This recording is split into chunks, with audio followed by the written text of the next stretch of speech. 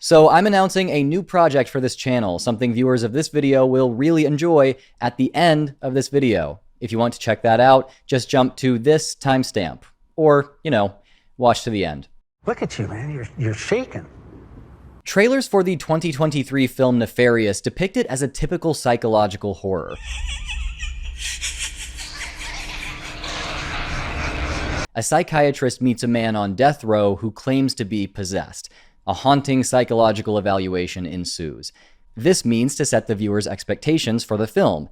This will be a clever and entertaining story like the other horror films I like, one is supposed to think. You have to tell me the truth. It won't let me.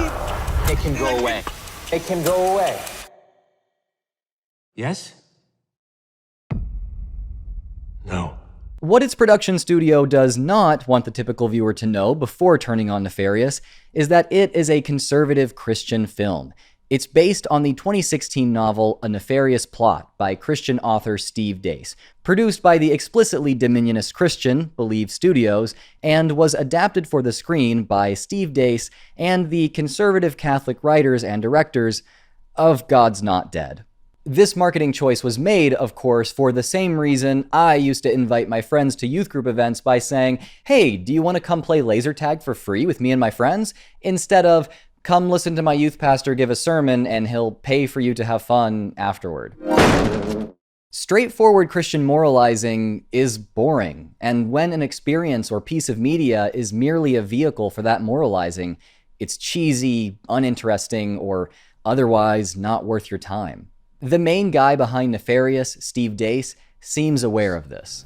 It's a Christian-ish film. So there's not like a dove or an invitation to pray the cheesy sinner's conversion prayer scene. at the I end. literally put that in my contract. If I was going to sell them the movie Yeah. rights, they could not put a cheesy conversion scene in the film. But yeah. No. Deace acknowledges that while, yes, Nefarious is meant to persuade viewers for his view, that can only happen if Christians like him do better in their storytelling. So raising the bar for Christian storytelling is his primary goal with this movie. Storytelling is the one place left where there is still an opportunity for mass persuasion. And I think we have to absolutely master storytelling. Similar to the conversations that Lewis and Tolkien were having 75 years ago, okay? Yep. Hey, where are the great stories of the West? We lost those. We need to recover those. We have to tell better stories. But does the film accomplish this? No. No. Yes, it is my opinion that Nefarious is, bad. It's a bad movie. But maybe, that's not the studio's fault. If the creators of Nefarious are to be believed, the cast, crew, producers, and set were haunted by demons, plagued by malevolent spirits determined to destroy the film by any means necessary. We would start talking about the devil and about the secrets of the devil. It's revealing his secrets. The building groans. All of a sudden, the convention center starts to groan. The girders in the ceiling go, and it sounds like we're in hell. Claims of demonic attacks notwithstanding, the film is deeply flawed. So let's dig into why, and afterward, discuss whether its production really was haunted. Spoiler warning, by the way.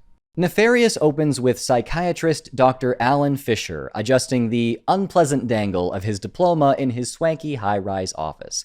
He then jumps from the roof to his death.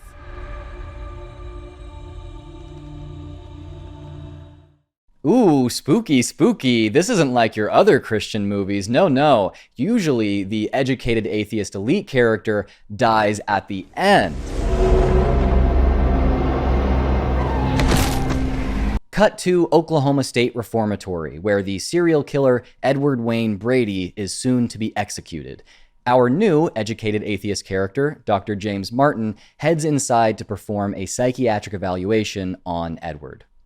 I'm assuming you already reviewed the Fisher files? Yes. Then you already know he's a master manipulator, an absolute genius. And right now, his entire existence is focused on one thing, convincing you he's totally insane. And therefore incapable of being executed under state law. Yeah. James meets Edward, and the movie's main scene begins. As in, this scene goes on basically uninterrupted for the next 56 minutes, almost 2/3 of the film's runtime. So stick with me, we're gonna be here for a while. Right away, Edward tells James that he knows him well. Edward claims he drove Dr. Fisher to suicide just to get James, Fisher's colleague, to show up for this evaluation. He has a plan in which he needs James to play the most integral part. CC, you're gonna write my story. And why would I do that? Because I want you to. See? Then comes a more shocking admission. See, James, I'm a demon.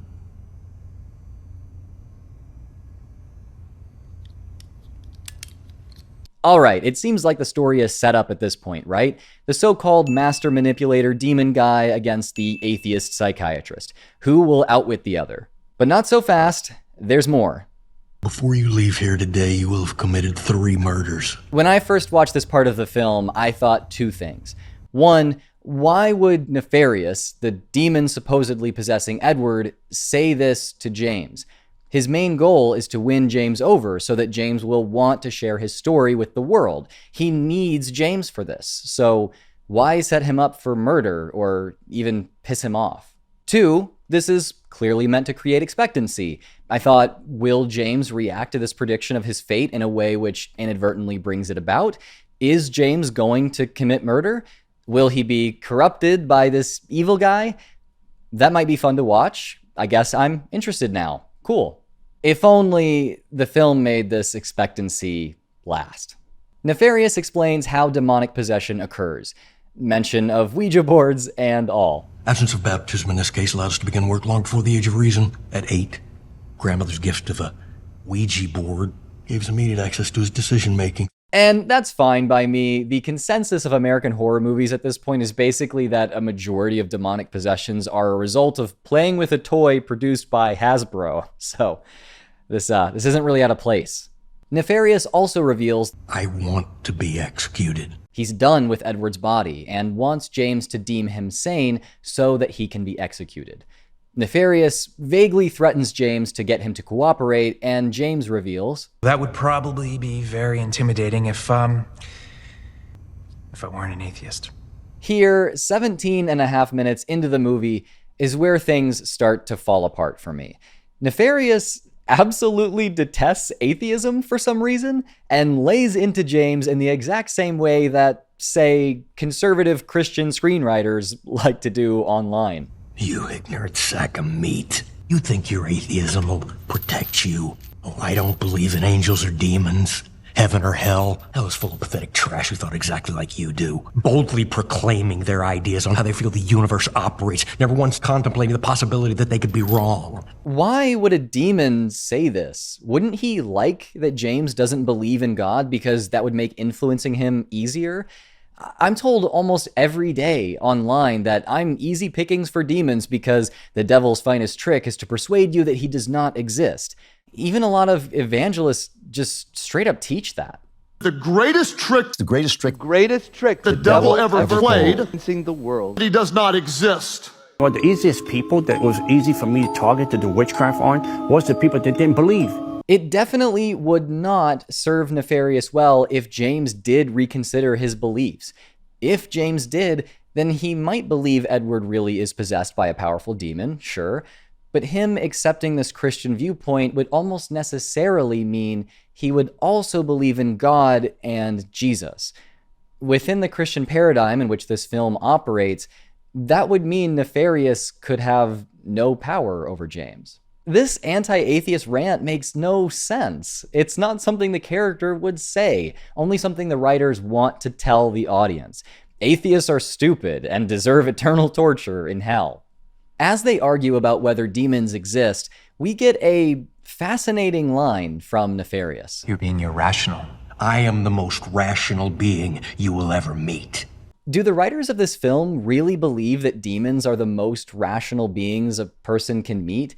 These fallen angels who choose to rebel against God and engage in the eternal struggle against him are rational? They're more rational than Christians who believe and do what God wants. Really? I'm going to give them the benefit of the doubt and say the writers don't think Christianity is less rational than serving Satan. Instead, I just see this as bad writing. They want this character to come off as intimidating and calculated, but their attempts at that so far have only undermined their goal. James then makes the incredibly believable and clinically appropriate move of handing Nefarious the reins of their conversation. Prove to me you're a demon. Okay. Invite me in. Look, I used to work in a behavioral hospital with patients with dissociative disorders and other severe mental health issues, and I never saw a psychiatrist, nurse, or any other mental health professional be like, all right, prove it. I don't have any more questions for our evaluation. Just prove to me that you're a supremely powerful eternal being. Maybe I'll buy it. This is not how psychiatric care works, but of course, we can't have the atheist character be competent. No, not at Believe Studios. James, of course, foolishly gives Nefarious full permission to possess him in order to test whether or not he's a demon. Nothing happens, but Nefarious says he got what he wanted. You said that you would prove to me that you're a demon, but all you've done is waste my time. My turn. I want to talk to Edward. Nefarious lets James talk to Edward for a while until he interrupts. At least I didn't kill my mother. I didn't kill my mother. Of course you did. Just 10 years ago, you'd been brought up on first-degree murder charges. She was an Oregon resident. Everything was done according to the law. Oh, the law. The law, that's right. Death with dignity, euthanasia, assisted suicide. That certainly sounds better than murder, doesn't it? Yeah, it's revealed that the first of James' predicted murders is something he did several years prior. Allow his terminally ill, suffering mother to access legal medical assistance in ending her life. I don't get how it was up to him, because Oregon law says patients have to request this themselves. But anyway, James is super upset by this and appears to be, without any argument, convinced that he murdered his mother. Obviously, this scene is a polemic from the Catholic writers, and an inept one. It makes no argument for its case, only assertions. It doesn't contend with any arguments for death with dignity, and seems to say there are none. Everyone, no matter what they say, believes this is murder already. This is just not true, and the way that James readily caves to Nefarious' attempt to make him feel guilty absolutely guts James as a character. He's no longer a contender in this hour-long duel with Nefarious, so any sense of tension is gone. He's now only there for Nefarious to pummel with strikingly conservative Christian rhetoric. Also, why would Nefarious guilt James for this at all? He needs James to cooperate with him so that James will sign off on Edward's execution and tell Nefarious' story to the world afterward. He wants James to behave as a bad little demon boy or sin-ridden atheist would. He even tells him, "If I were you, I'd have done the same thing." Yet, instead of encouraging James to embrace the moral paradigm that would align him with Nefarious and his goals, the demon preaches a Christian sermon at James, causing him to morally reflect. Why? Further, this little rant kills any sense of expectancy over the prediction of James' 3 murders. I told you before you leave here today, you will have committed 3 murders. We've already committed 1. It turns out that these murders can have happened off-screen in the distant past with no relevance to the present moment. They can even be actions which most people don't consider murder unless you invoke religion to philosophically reframe. The prediction no longer builds any anticipation for action, mystery, or James' character arc. From here, it's pretty clear what the film is going to do. Have Nefarious undermine his own stated goals by lecturing James for his sins, heaping Christian guilt on him, and hopefully also on the audience. And yeah, going forward, James is meant for nothing but to serve as an example of how stupid and horrible the writers think atheists, liberals, and mental health professionals are. James says he thinks Edward has dissociative identity disorder, and Nefarious dramatically destroys that idea by saying he knows what that is. Which is exactly what I'd expect someone suffering from the condition to say. Would you also expect them to know that it is one of 5 distinct dissociative disorders in the Diagnostic and Statistical Manual of Mental Disorders, aka the DSM? Not to flex on you guys, but not only did I work in a behavioral hospital, but I also worked a few rather excruciating, low-paying jobs in mental health care for a while after college. And from my experience working with mentally ill, heavily institutionalized people, I can say, yes, I would absolutely expect this guy to know a lot about dissociative disorders. People who are regularly evaluated for a disorder tend to learn about it in the process. It would be weird if they didn't. I love how the writers simultaneously think that a guy knowing about a DSM entry is so astonishingly intelligent that only an eternal super being could quote it so well in this context, but also psychiatrists with like a decade of education on the subject are so stupid that they can be utterly wrecked this easily. It's incredible, really. Nefarious next reminds James and the audience that James is going to want to bring forth his manifesto, and then begins what I think is the oddest moment in the entire film. You're inferior by design. Which makes you superior also by design? But design implies a designer. Does that mean you're arguing in favor of the existence of a creator? Unfortunately for both of us, he exists. I honestly didn't expect that. Theology? From a demon? Yes, James. Yes, demons believe in God. Like they used to be roommates with him. What the fuck is your problem? I know this movie wants atheists to look stupid, but dear Christ, this is just painful. You mean to say you, a demon, think God is real? What? Do you also believe in hell? You're aware that the Bible exists? What's going on here? This moment confirms to me that the writers really could have used Nefarious differently. But the next part of their conversation made me certain of how exactly they should have done that. Nefarious explains a very Paradise Lost style rationale for his demonic exploits. We oppose tyranny. God gives us free will, but then gives us a cruel ultimatum: eternal servitude or eternal punishment in hell. In a word, James, slavery to his will. That seems kind of unfair. James is sympathetic to the demon's perspective. The film has shown us that James' liberal atheist actions are already those which a demon would take. That James is capable of somehow believing demons don't contradict his atheist perspective. And now it's made explicit that James thinks the demon's motivation makes sense. Nefarious should use that to his advantage. It would be much more coherent and powerful a narrative if Nefarious won James over by reinforcing his secular moral philosophy. He could praise James' independence from traditional religious values and belief in the sovereignty of the individual, then lead him to view the act of delivering a demonic manifesto to the world as a natural expression of those values. According to Steve Deace, the first part of the Nefarious novel that came to him was the demon's dedication at the start of his manifesto. This book is dedicated to all the useful idiots out there, especially those of you who had no idea that you were being used all this time. This is a pretty condescending Christian idea, sure, but a demon subtly making a useful idiot out of an otherwise competent, educated non-believer would at least be a more compelling story than a demon nonsensically preaching Christian morals to an inept caricature of an atheist. The fact that they didn't draw on this idea when it was central to the novel is astounding. At this point, James is convinced that Edward believes he is possessed and is therefore insane and unfit to be executed. Nefarious is very upset by this because he wants Edward to be executed, and James says, I cannot morally say that you are sane. It would be murder. Here, Nefarious has a chance to use James' values to get what he wants. He could argue, but James, individuals should be able to choose their own fate. Don't you believe that?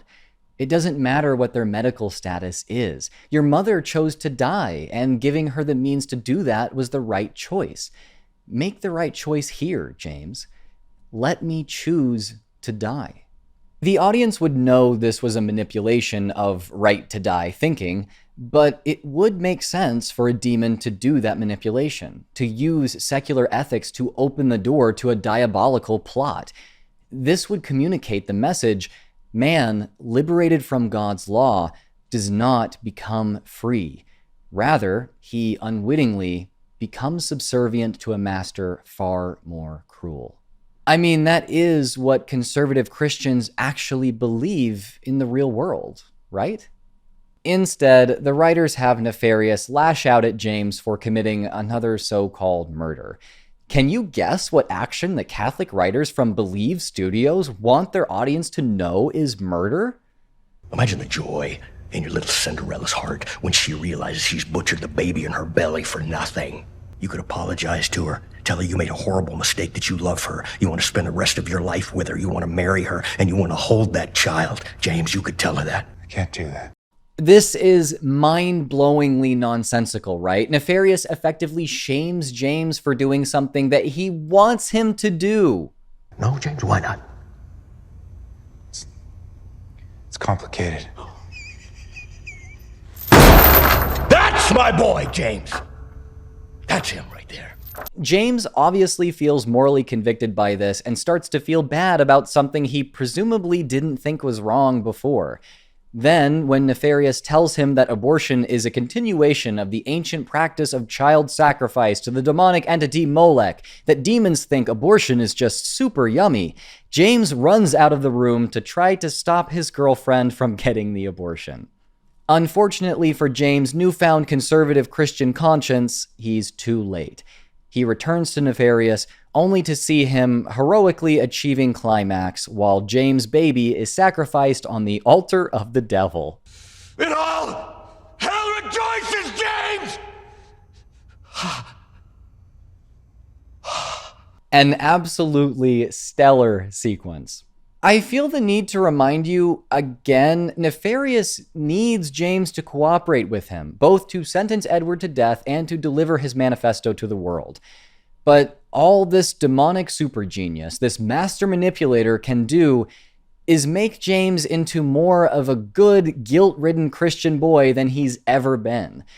As Nefarious yet again undermines his own stated goals, the writers of this film destroy the story with the incoherent addition of a pro-life sermon. This sermon, by the way, is a bit of a self-own if you know much about the whole Molech thing. Molech or Moloch was actually the name of a particular type of child sacrifice practiced among a few cultures in the ancient world. When those that worshipped Yahweh did it on rare occasion, they sacrificed their child to Yahweh. Fortunately, this tradition didn't stick around in post-exile Judaism. Check out this video from Dr. Justin Sledge from Esoterica to learn more. From this point, with absolutely no integrity to the characters and no point to their interaction other than to push the writer's religion, we can predict what's going to happen, right? A thinly veiled sermon will drag on for a while, and then James' final murder will be signing off on Edward's execution for a less than compelling reason. Well, yeah, that's what happens, and the final sermon Nefarious preaches to James is about the book that James will distribute for him, and how Jesus has really messed up the devil's plans. The dark gospel, James. Our invitation to reject the Mosaic covenant once and for all. To throw the chains off forever. To reject the idea of sin completely so you're free to reach your full potential. And we thought we'd lost, James. Until my master realized that man still wants to be his own god. Once again, Nefarious says, "You're going to help me," mentions something that James already does, which demons like, in this case denying the existence of sin, and then stupidly convinces James to rethink the issue. James now has even less of a reason to help the demon. The prison warden then shows James that Nefarious has been writing about him for decades, and that the Dark Gospel already exists as a complete manuscript in Edward's cell. Clearly, James is just meant to distribute it, not write, edit, or add to it. James goes back to confront Nefarious. Were you planning on killing me? Huh? Was I supposed to be your next victim? Why would I do that, James? You're my best friend. This is, of course, not an ironic statement from Nefarious. He wants James on his side. But because he's failed to win him over, Nefarious just uses violence to convince James to sign off on his execution.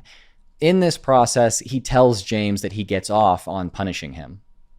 Then James commits his final murder in deeming Edward fit to be executed, while Nefarious shames him once again for committing sin. It's wrong. It's wrong. It's murder, James. Skipping ahead to the execution scene, where Nefarious asks, What's your answer, James? Do you accept my master's offer? And of course, James says no. Nefarious has given him no reason to accept it and preached at him so much that he's now more Christian than he was at the start. Edward is executed, and then, as if we need another reminder that these characters' actions are complete nonsense, Nefarious possesses James. Does he use James to accomplish his goal of publishing his manuscript? Of course not. That would make sense. No, he makes James grab a gun that was somehow allowed inside the prison and just kind of waves it around. Oh, watch out, I'm a spooky demon guy, and now I have a gun. You're a spooky demon guy now, James. You have a gun. Use it. That's my Nefarious impression. You're welcome. Nefarious finally turns the gun on James, and James says, God, please help me. Nefarious pulls the trigger, but it doesn't go off, which is probably good for Nefarious because, you know, he needs James alive. God, this movie sucks ass. Now, if you were to create the final scene for this movie, what would you do? Maybe cut to James sitting in a jail cell for waving that gun around. Someone pays him a visit to discuss the manuscript Nefarious willed to him. James implores him to burn it, but that motivates the guy to decide to publish it. You know, something like that. Well, Believe Studios has something infinitely better in store for us, something none of us could have seen coming. James appears on The Glenn Beck Show. It turns out James has served no prison time, has published Nefarious Manifesto, but not done it as Nefarious intended. I rewrote it. I rewrote it as a warning, revealing his plan and begging people not to go along with it. So you're not still doing his will? No, absolutely not. So it's official. James did not do what Nefarious wanted. He now believes Nefarious was a demon, and that there's a great battle going on, whether we realize it or not. A battle between good and evil. And we're all participants, willing or not. But then we get this utterly baffling line from Glenn Beck. So I believe that, but that is amazing to hear from a non-believer. How is James a non-believer?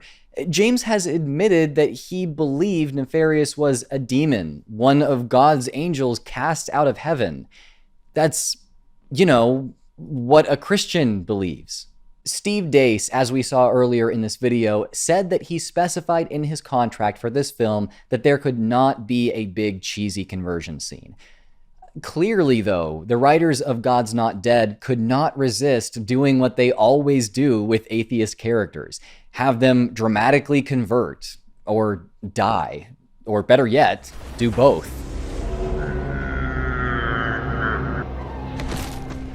Do you accept him as Lord and Savior?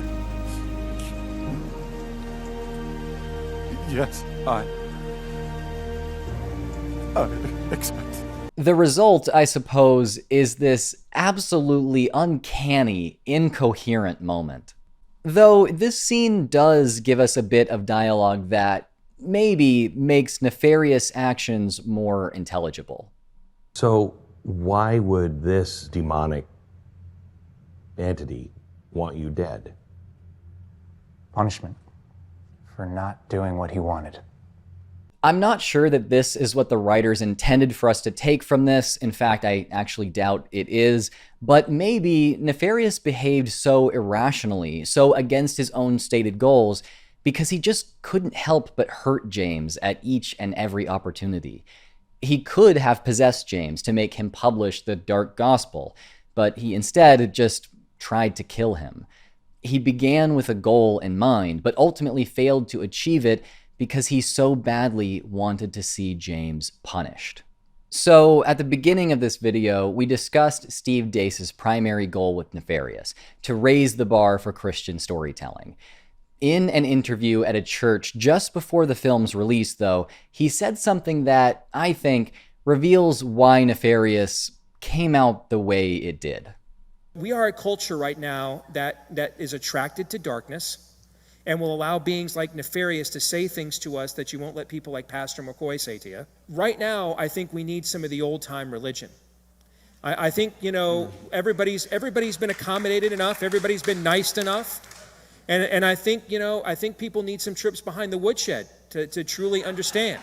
Nefarious, the character, is a kind of unconventional but still intentional self-insert for Steve Deace. He shows that Christian morals are superior. You silly boy, James. And leads atheists to rethink their views. But Nefarious represents Deace in another way, which is definitely not intentional. At every opportunity, Nefarious punishes James, even though it undermines his ultimate goal. Similarly, Deace writes characters in a way that is not coherent, doesn't feel natural, doesn't appeal to the secular viewer, and does not elevate Christian storytelling because he can't help but lash out at his religious and political enemies. He could have lured us in with sympathetic characters, a moral message that relies on storytelling rather than exposition, and a coherent plot line. But instead, he just tried to shame and mock us. He began with a goal in mind, but ultimately failed to achieve it because he so badly wanted to see us punished. Well, now that we've established that the demon Nefarious is representative of the Christian right in more ways than one, let's talk about the lore surrounding this film. For this, I brought in a special expert guest, which a lot of you will recognize. All right, Dr. Joseph Laycock, I think this is the 6th time you've been on my channel now. Kind of an auspicious number for our subject today, would you say? But for the people who have not caught your previous appearances on my channel, can you just introduce yourself for us? Sure. I'm Dr. Joseph Laycock. I am an associate professor of religious studies at Texas State University, and I teach classes on exorcism and cults and new religious movements and theory and method in religious studies. So the lore around the movie Nefarious is that the production was just attacked by demons constantly. It was subject to spiritual warfare, the writers and directors have said. I have a clip of the writers and directors, also the writers and directors of God's Not Dead, saying as much. So let's check that out. This was a really unique, you said it was a wonderful experience, but you also faced a lot of spiritual opposition, may I say, while filming this movie. Can you share some of the stuff that happened while bringing the movie to light?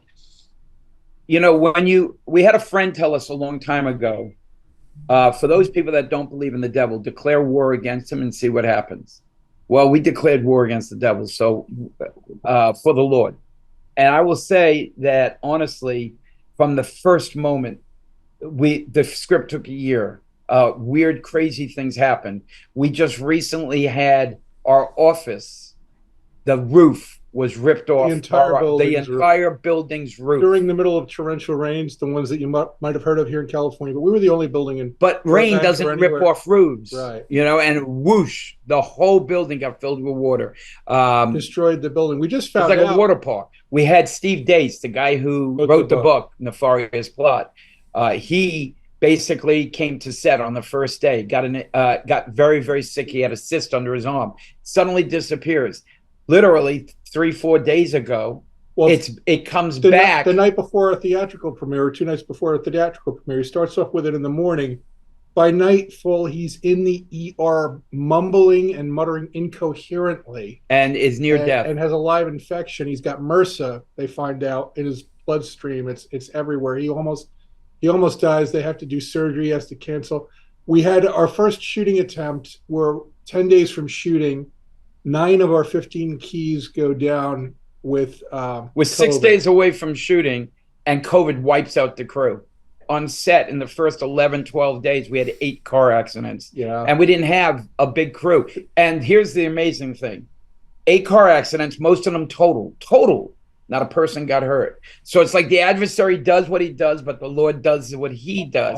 In other words, you want to try and stop the movie, but I'm going to protect the people doing the movie, and they keep going on. And we had a Catholic priest who's exorcism trained. We expected spiritual battle. The priest who was staying with us had to undergo during shooting an emergency appendectomy. His appendix burst during removal. And he almost died. And the surgeon told him, if you got here an hour later, you would not be here. And then to top that, the cherry on the ice cream sundae, day 4, IATSE, which is the union, the most powerful union in the film industry, represents all the trades, struck us without a strike vote, without a specified grievance, and tried to get the federal government to shut down our production. So I want you to realize that the adversary tries to get the federal government to shut down the movie. On top of that, by the way, this is one of the spooky ones right here, is that, so we're shooting a scene where they're talking about the devil, and all of a sudden, the convention center starts to groan. The girders in the ceiling go, and it sounds like we're in hell. Okay, what do you make of all of that? Well, I guess, wow, where do we begin? Maybe with the COVID. I mean, my niece is in television, and most sets they have to have a full-time COVID officer because you have a bunch of people indoors all day long projecting their voices, right? Obviously stuff like this has happened with horror movies since at least The Exorcist, right? Where odd things happen and it gets blamed on supernatural forces. This is the only time, though, that I've ever heard the federal government enforcing policies is also one of the weapons that Satan is using to try to stop the film from getting out. That's a new one for me. Well, this is the first explicitly Christian dominionist horror film that's ever been made, as far as I know. So maybe factor that in. Maybe that's why. Yeah, I mean, did they have to pay taxes this year? Is that part of Satan attacking them as well? I mean, where does it end? What's funny to me about that particular claim is that if you dig into it, you realize that nothing ever actually came of it. The studio was never penalized in any way, and yet they're still running with this kind of persecution narrative. But you've talked about how horror movies in the past have had this kind of lore around them that, the production was plagued by spiritual or demonic attacks of some sort. Can you tell me a little bit more about that? Sure. So there's what's sometimes called the unholy trinity of films, which is Rosemary's Baby, 1968, The Exorcist, 1973, and The Omen, 1976. This seems to have started with The Exorcist, which William Friedkin was so fanatical about how he wanted to do that movie that he was months behind schedule and millions of dollars over budget. And in an interview I found with William Peter Blatty, who wrote The Exorcist, a reporter just asked William Friedkin, who was a secular Jew, do you think your film is cursed or something? And the way William Peter Blatty described it, you could just see this light bulb go off. And William Friedkin said, yes, actually, it's cursed. Lots of terrible things have been happening. And so for him, it was basically viral marketing, right? This was a story about a story. And they started to add up all the strange things that were happening. And then Friedkin, who really wasn't religious, especially in 1973, asks Thomas Birmingham, who's an actual Jesuit priest who appears in the film, to exorcise the set. And in an interview, Thomas Birmingham says, I can't exorcise the set. And he says, there's no curse. And he says, look, every time something bad happens or there's an accident, there's a delay, which means there's more time for more accidents to happen. And now you're consciously looking for accidents and you're building this narrative of a curse. There's no curse. And it's widely reported that he performed an exorcism on the set. What Thomas Birmingham actually said was he wanted me to do something Catholic. And so I called the cast and the crew together and I said, everybody, you were made in the image of God and God is a creator. And you here today are creating stuff. You have an artistic vision and you're using your God-given skills and intelligence to make it. And so you're all doing your creator's work. You're all doing what your creator intended you to do. I think that's really beautiful. I think it's a really touching thing to say to people making a movie, but it's not an exorcism, right? Yeah.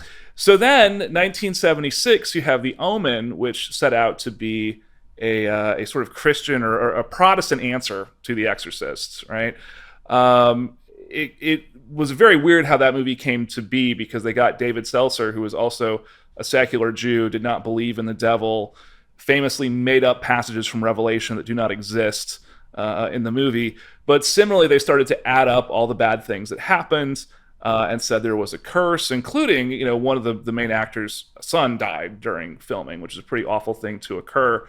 They were in Belfast in the 70s shooting this, and the IRA set off a bomb in the hotel. Interestingly, when I was in Belfast, I took a black cab tour about the Troubles, and they said, the IRA loved to bomb hotels. That was their favorite target because they wanted media attention, and the media stayed in the hotels, right?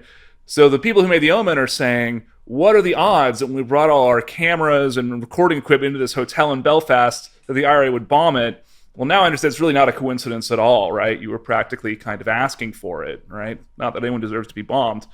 And then in 1968, kind of retroactively, the producer William Castle produced Rosemary's Baby. Rosemary's Baby was considered a very serious horror movie, but prior to that, William Castle did movies like The Tingler, which is about a rubber monster that bites you and you have to scream or you'll die, right? There's really kind of hokey, gimmicky movies. So he wrote a memoir called Step Right Up, I'm Gonna Scare the Pants Off America. And he does the same thing to Rosemary's Baby that was done with The Exorcist and The Omen, except he's got the greatest story for a curse ever, right? Which is the Tate LaBianca murders by the Manson family, right? Of director Roman Polanski's wife. And so he says, you know, I had made these kind of goofy horror movies. I'd never really messed around with the occult before. And now it was all happening for real, right? The witchcraft was happening for real. And similar types of stuff. He has a bad kidney stone, and he blames this on some kind of curse he's unleashed. The person who did the musical score died. He blames this on the curse. There's so many people involved in making a movie that some of them are going to have bad things happen to them, especially if it takes a year or more to make the film. So now this is really a kind of go-to kind of story, really a meta-narrative that we see with a lot of horror movies, even non-Christian ones. I remember the film The Craft in 1996, similar types of stories, right? Oh, our generator went out and stuff. We must have offended the powers of Wicca or something like that in making this movie. So it's pretty common nowadays for lots of different kinds of horror movies. Next, I want to show you this clip of Steve Deace, the creator of Nefarious. I want to get your impression on it before I speak my own piece about it. Well, I remember when we first began the film, and I sent everybody at Believe a link to the making of The Omen and the making of The Exorcist on YouTube. And I said, y'all better watch this because this is what's probably coming our way. And you kind of think that's tongue-in-cheek, or you're sort of aware of what you're doing, but you don't really know until you go through it yourselves. Yeah, what do you think about him sending this video out to the crew and kind of making this announcement before they started work?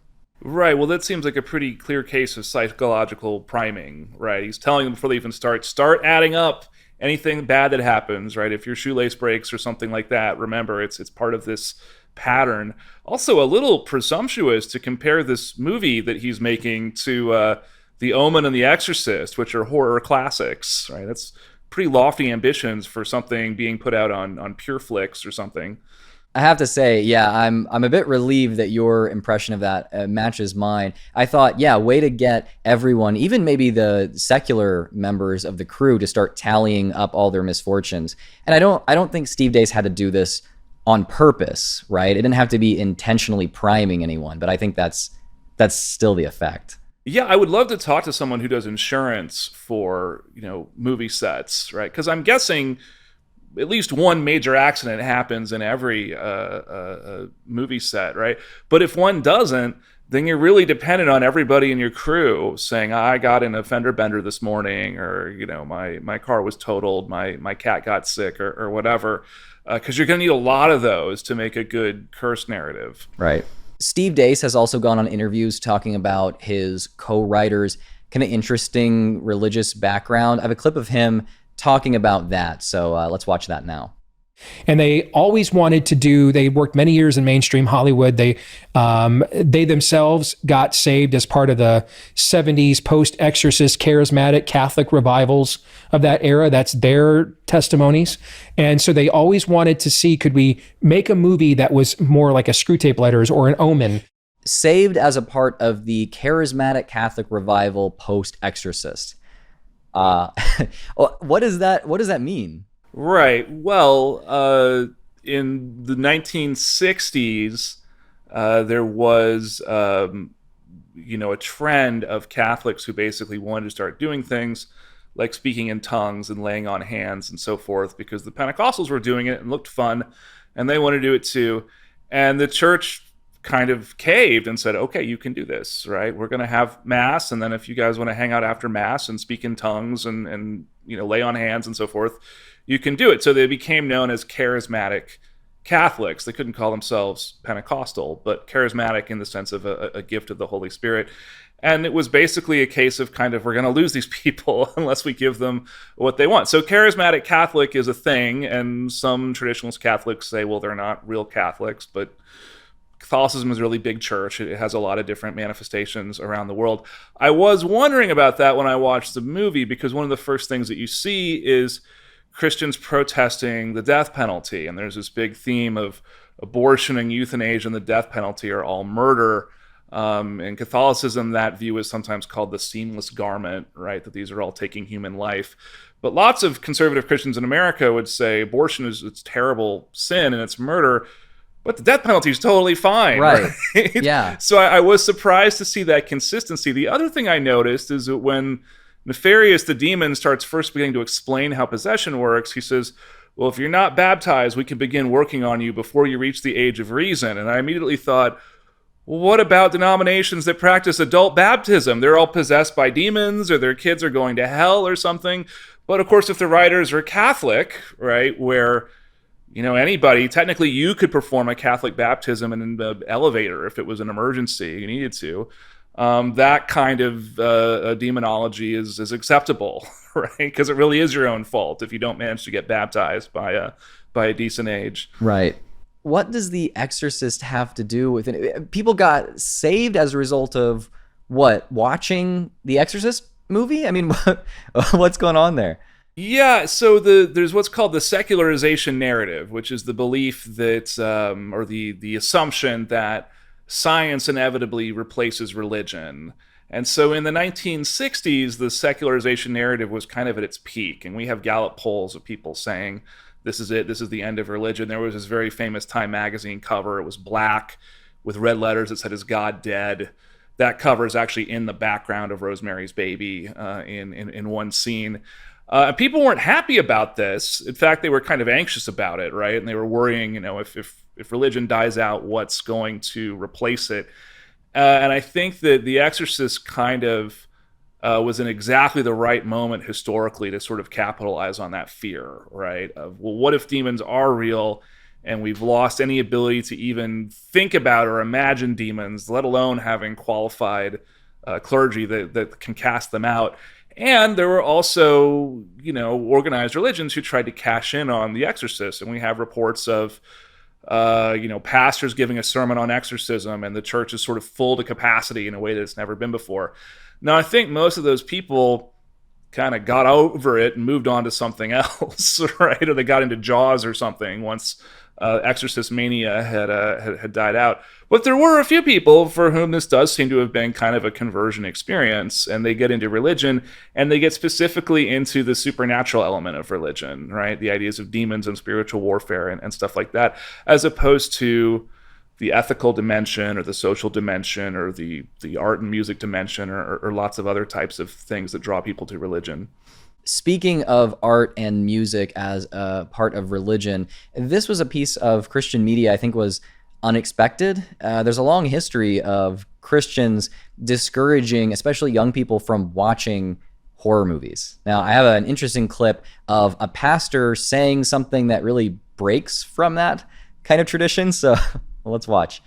To get them in, and I think the more people we can get to see this film, their lives are going to change. And what a shame that it got rated R. I was a little bit baffled on that. I know the execution scene, but I mean, I didn't think it deserved that rating, and I think that it was a disservice. And so clearly, those guys at the MPA, I heard you talk about it in an interview. They're just seems like they're godless, and they're preventing our youth from showing up and watching this film. That's why I'm so stoked. I really encourage. We got a big section, the youth. They came out. Give it a round of applause for our youth.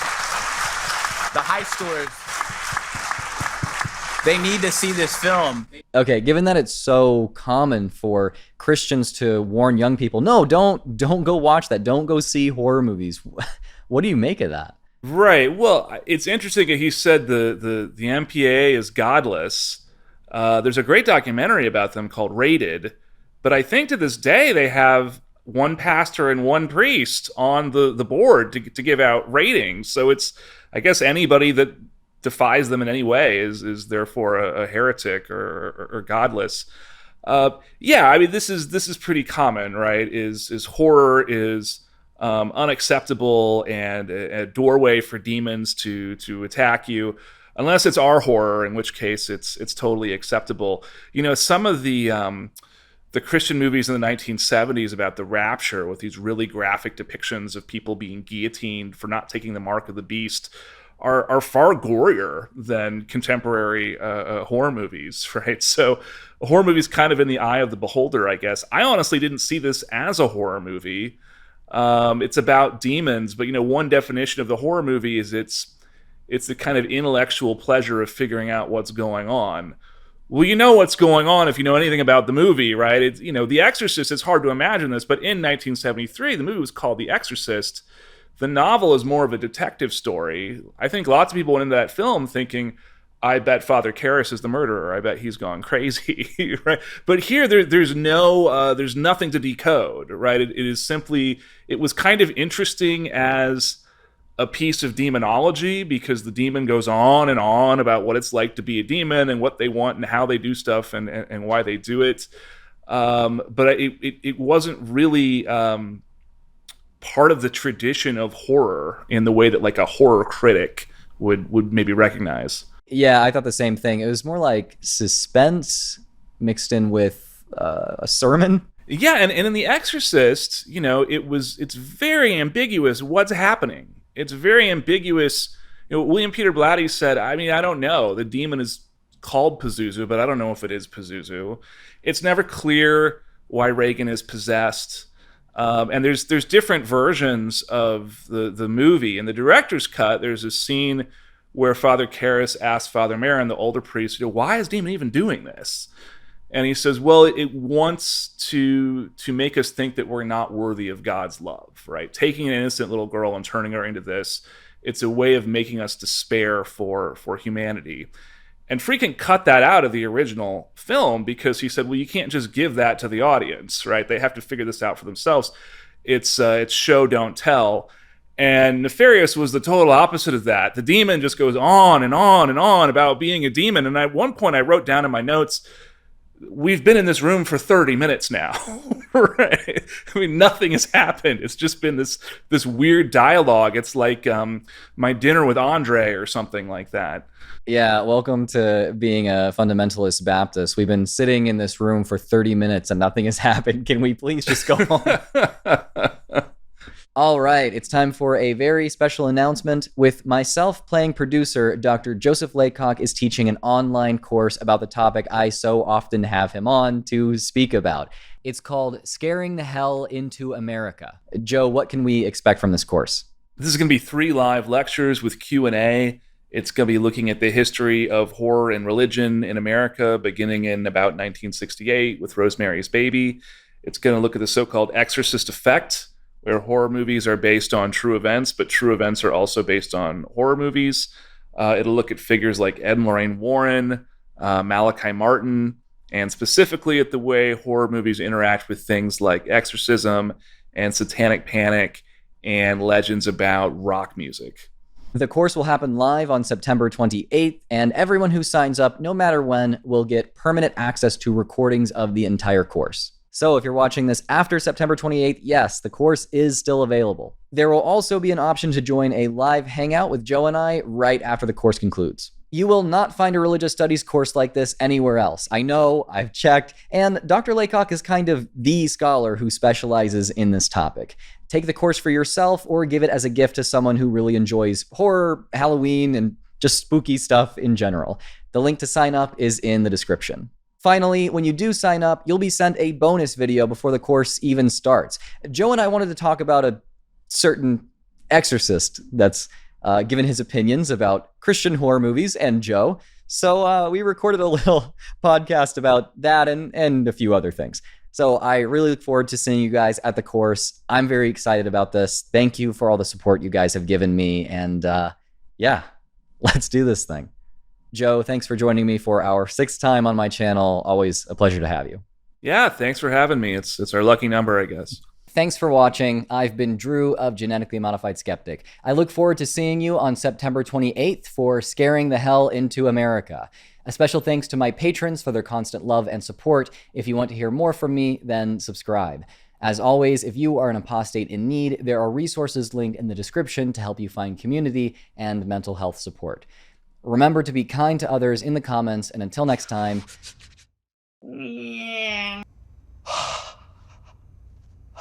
Stay skeptical.